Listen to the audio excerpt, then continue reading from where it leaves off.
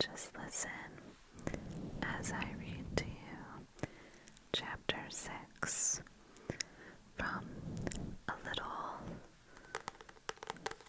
Little Princess. Chapter 6 The Diamond Mines. Not very long after this, a very exciting thing happened. Not only Sarah, but the entire school found it exciting, and it made it the chief subject of conversation for weeks after it occurred. In one of his letters, Captain Grew told a most interesting story. A friend who had been at school with him when he was a boy had unexpectedly come to see him in India. He was the owner of a large tract of land upon which diamonds had been found, and he was engaged in developing the mines. If all went as was confidently expected, he would become possessed of such wealth as it made one dizzy to think of.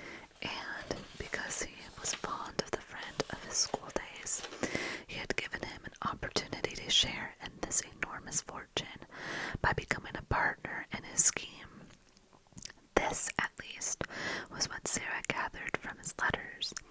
It is true what any other business scheme, however magnificent, would have but small attraction for her or for the schoolroom, but diamond mines sounded so like the Arabian Nights that no one could be indifferent. Sarah thought them enchanting and painted pictures from Ermengarde and Lottie of labyrinthine passages in the bowels of the earth, where sparkling stones studded the walls and roofs and ceilings, and strange dark men dug them out with heavy picks.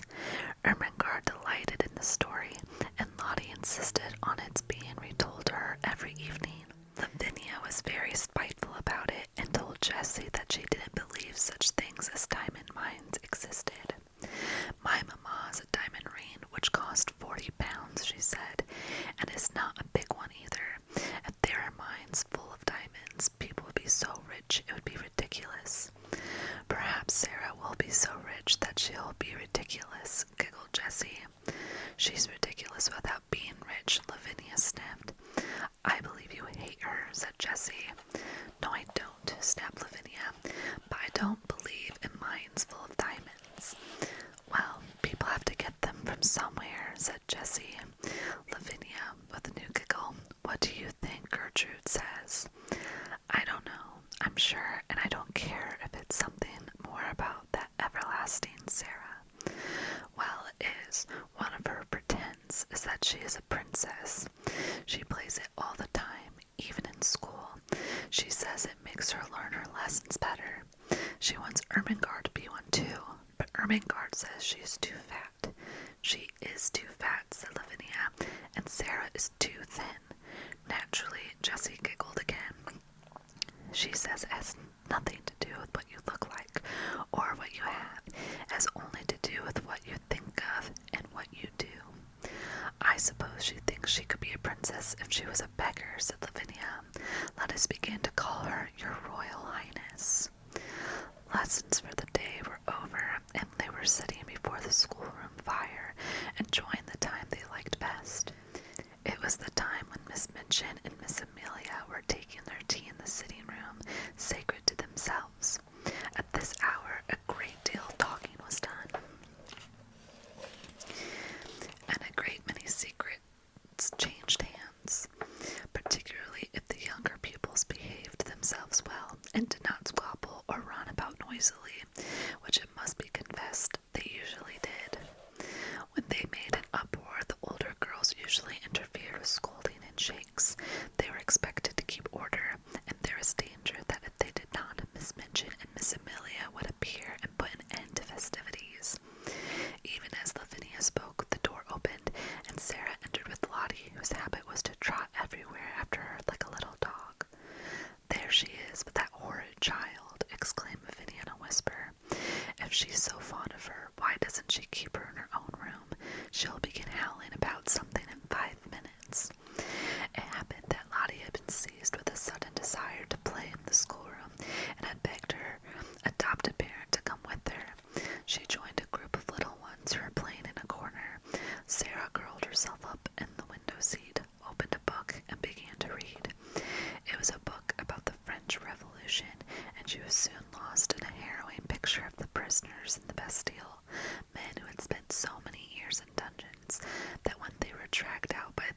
rescued them. Their long gray hair and beards almost hid their faces, and they had forgotten that an outside world existed at all, and were like beings in a dream.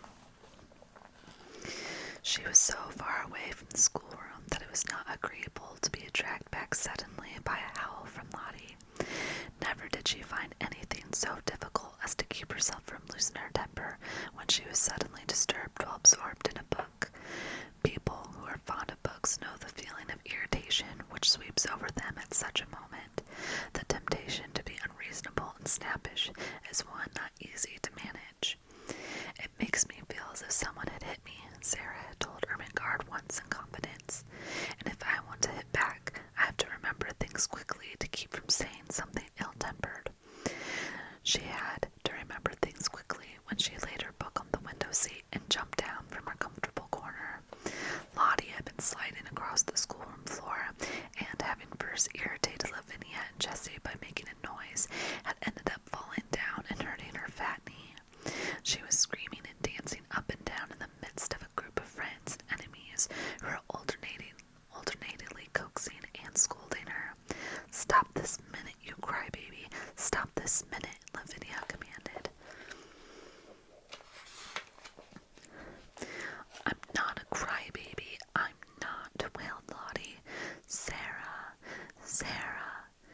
If she doesn't stop, Miss Minchin will hear her," cried Jessie. "Lottie, darling, I'll give you a penny." "I don't want your penny," sobbed Lottie, and she looked down at the fat knee, and seeing a drop of blood on it, burst forth again. Sarah flew across the room, and kneeling down, put her arms around her. "Now, Lottie," she said. "Now, Lottie, you promised Sarah." "She said I was a crybaby," wept Lottie. Sarah patted her, but spoke in the steady voice Lottie knew. "But if you cry, you will be one, Lottie pet. You promised." Lottie remembered that she had promised, but she preferred to lift up her voice. "I haven't any mama," she proclaimed. "Yes, you have," said Sarah cheerfully. "Have you forgotten? Don't you know that Sarah is your mama? Don't you want Sarah for your mama?" Lottie cuddled up to her with a consoled sniff. "Come and sit in the window seat with me," Sarah went on, "and I'll whisper a story for you." "Will you?" whimpered Lottie. "Will you tell me about the diamond mines?" "The diamond mines," broke out Lavinia. "Nasty little spoiled thing. I should like to slap her." Sarah got up quickly on her feet. It must be remembered that she had been very deeply absorbed in the book about the Bastille, and she had had to recall several things rapidly when she realized that she must go and take care of her adopted child. She was not an angel, and she was not fond of Lavinia. "Well," she said with some fire, "I should like to slap you, but I don't want to slap you," restraining herself. "At least I both want to slap you, and I should like to slap you, but I won't slap you. We are not little gutter children. We are both old enough to know better." Here was Lavinia's opportunity. "Ah, yes, your Royal Highness," she said. "We are princesses, I believe. At least one of us is.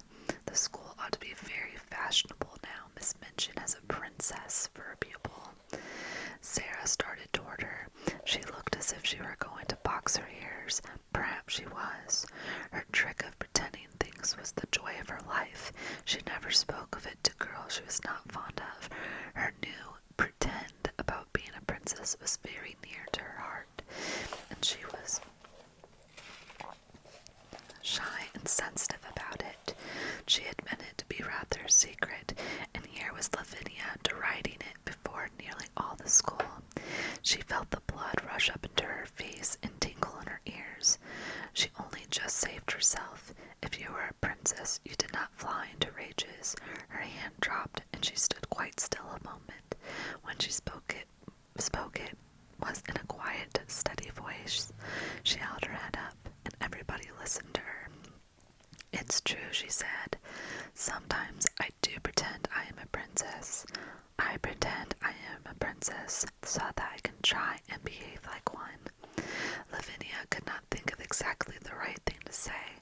Several times she had found that she could not satisfactory reply when she was dealing with Sarah. The reason for this was that, somehow, the rest always seemed to be vaguely in sympathy with her opponent. She saw now that they were pricking up their ears interestedly.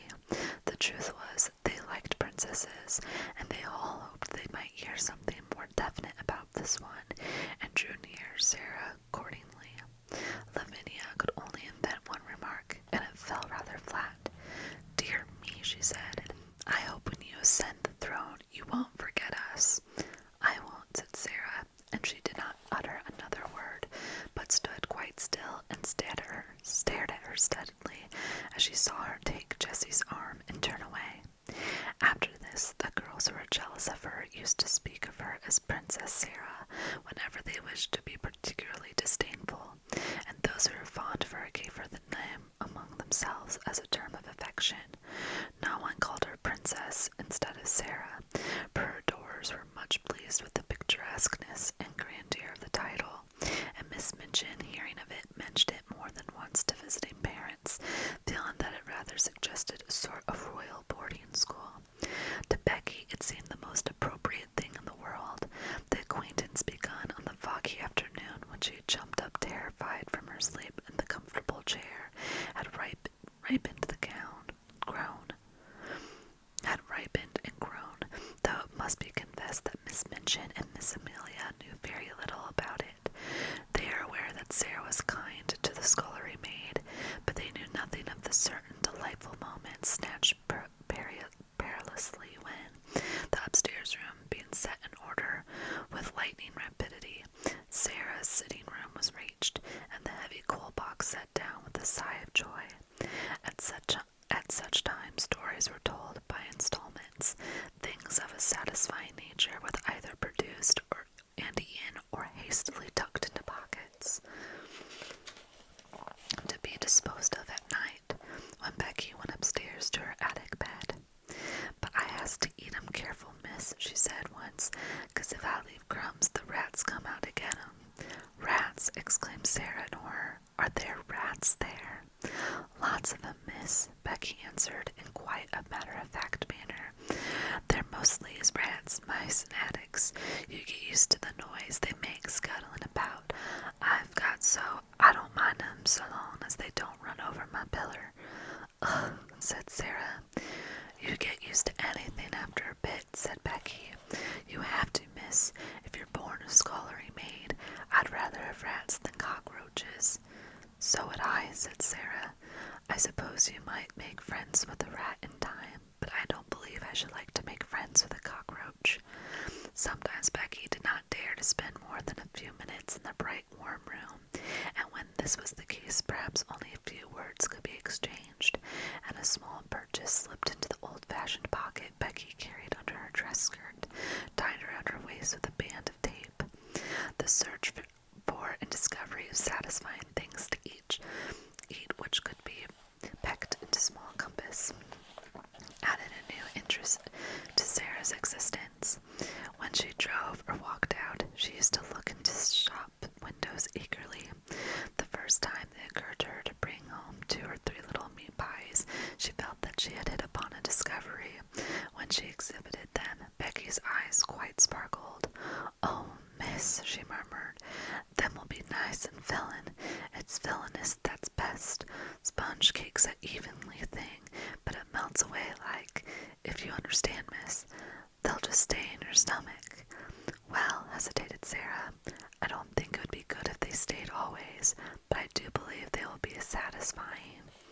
They were satisfying, and so were beef sandwiches bought at a cook shop, and so were rolls and bologna sausage. In time, Becky began to lose her hungry, tired feeling, and the coal box did not seem so unbearably heavy. However heavy it was, and whatsoever the temper of the cook, and the hardness of the work heaped upon her shoulders, she had always the chance of the afternoon to look forward to, the chance that Miss Sarah would be able to be in her sitting room. In fact, the mere scene of Miss Sarah would have been enough without meat pies, if there was time only for a few words. They were always friendly, merry words that put heart into one, and if there was was time for more, then there was an installment of a story to be told, or some other thing one remembered afterward, and sometimes lay awake in one's bed in the attic to think over. Sarah, who was only doing what she unconsciously liked better than anything else, nature, having made her for a giver, had not the least idea what she meant to poor Becky, and how wonderful a benefactor she seemed. If nature had made you for a giver, your hands are born open, and so is your heart, and though there may be times when your hands are empty, your heart is always full, and you can give things out of that, warm things, kind things, sweet things, help and comfort and laughter, and sometimes gay, kind laughter is the best help of all. Becky had scarcely known what laughter was through all her poor little heart-driven life. Sarah made her laugh, and laughed with her, and oh, neither of them quite knew it. The laughter was a villain as the meat pies. A few weeks before Sarah's 11th birthday, a letter came to her from her father, which did not seem to be written such boyish high spirits as usual. He was not very well, and was evidently outweighed by the business connected with the diamond mines. You see, little Sarah, he wrote, your daddy is not a businessman at all, and figures and documents bother him. He does not really understand them, and all this seems so enormous. Perhaps if I was not feverish, I should not be awake, tossing about one half of the night, and spend the other half in troublesome dreams. If my little missus were here, I dare say, she would give me a solemn good advice. You would, wouldn't you, little missus? One of his many jokes had been to call her his little missus, because she had such an old-fashioned air. He had made wonderful preparations for her birthday. Among other things, a new doll had been ordered in Paris, and her wardrobe was to be indeed a marvel of splendid perfection. When she replied to the letter asking her if the doll would be an acceptable present, Sarah had been very quaint. I am getting very old, she wrote. You see, I shall never live to have another doll given me. This will be my last doll. There's something solemn about it. If I could write poetry, I'm sure a poem about a last doll would be very nice. But I cannot write poetry. I have tried, and it made me laugh. It did not sound like Watts or Coleridge or Shakespeare at all. No one could ever take Emily's place, but I should respect the last doll very much, and I am sure the school would love it. They all like dolls, though some of the big ones, the almost 15 ones, pretend they are too grown up. Captain Crewe had a splitting headache when he read this letter in his bungalow in India. The table before him was heaped with papers and letters which were alarming him and filling him with anxious dread, but he laughed as he had not laughed for weeks. Oh, he said, she's better fun every year she lives. God grant this business may right itself and leave me free to run home and see her. What wouldn't I give to have her little arms around my neck this minute? What wouldn't I give? The birthday was to be celebrated by great festivities. The schoolroom was to be decorated, and there was to be a party. The boxes containing the presents were to be opened with great ceremony, and there was to be a glittering feast spread in Miss Minchin's sacred room. When the day arrived, the whole house was in a whirl of excitement. How the morning passed nobody quite knew, because there seemed such preparations to be made. The schoolroom was being decked with garlands of holly. The desk had been moved away, and red covers had been put on the forms which were arrayed around the room against the wall. When Sarah went to her sitting room in the morning, she found on the table a small, dumpy package tied up in a piece of brown paper. She knew it was a present, and she thought she could guess whom it was from. She opened it quite tenderly. It was a square pincushion made of not quite clean red flannel, and black pins had been stuck carefully into it to form the words, "Many happy returns." Oh, cried Sarah with a warm feeling in her heart, what pains she has taken. I like it so. It makes me feel sorrowful. But the next moment she was mystified. On the underside of the pincushion was secured a card, being in neat letters the name, Miss Amelia Minchin. She turned it over and over. Miss Amelia, she said to herself, how can it be? And just that very moment she heard the door being cautiously pushed open and saw Becky peeping round it. There was an affectionate, happy grin as she shuffled forward and stood nervously pulling at her fingers. "Do you like it, Miss Sarah?" she said. "Dear." "Like it?" cried Sarah. "You darling Becky, you made it all yourself." Becky gave a hysteric but joyful sniff, and her eyes looked quite moist with delight. "It ain't nothing but flannin, and the flannin ain't new, but I wanted to give you something, and I made it of nights. I know you could pretend it was satin with diamond pins in. I tried to when I was